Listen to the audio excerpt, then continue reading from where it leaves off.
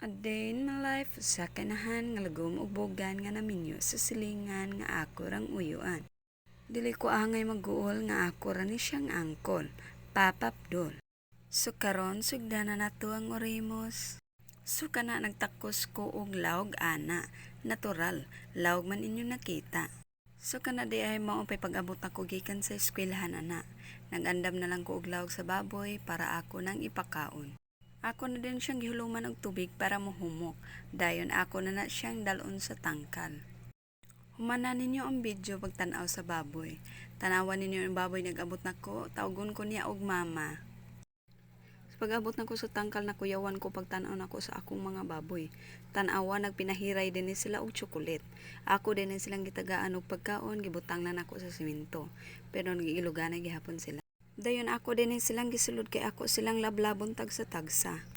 Ay dili di ay ako din silhigan kay grabe naman sila kahugaw. Tanawa ang ilang mga naw nalibot na sa mga hugaw. Samtang nanlihigo iya puding simot-simoto niya ang akong lubot. Ug ako bagyod ni iyahang mama. Ug kani day mong mga baboy kaila din sigkin sa imo pagkaon nila. Dili lang din ako ipakita nga ligoon sila kay shower man gud sila maligo.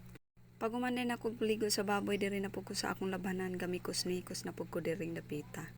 Mao jud ni kakapay sa kinahan no kay magbalik-balik lang imong trabaho. Mao ba na ilang gingon nga hiyahay ra ang asawa kay naaras balay?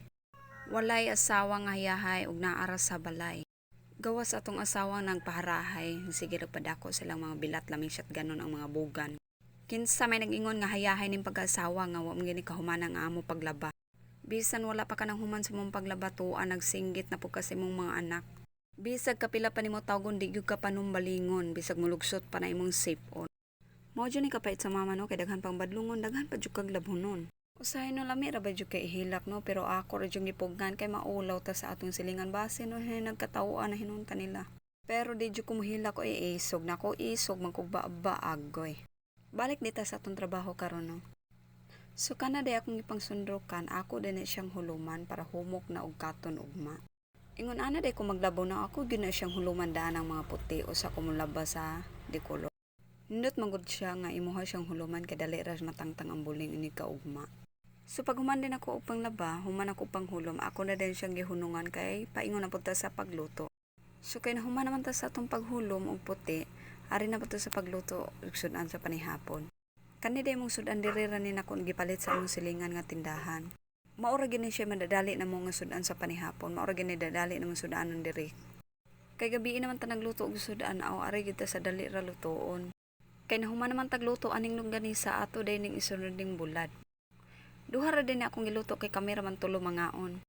Wala man gud akong bana bills kaning duty sa tugahok. Maong kamera ang mangaon.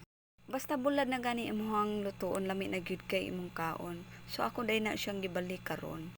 Kay luto naman na siya ato na siyang kwaon kay mangaon may bye-bye.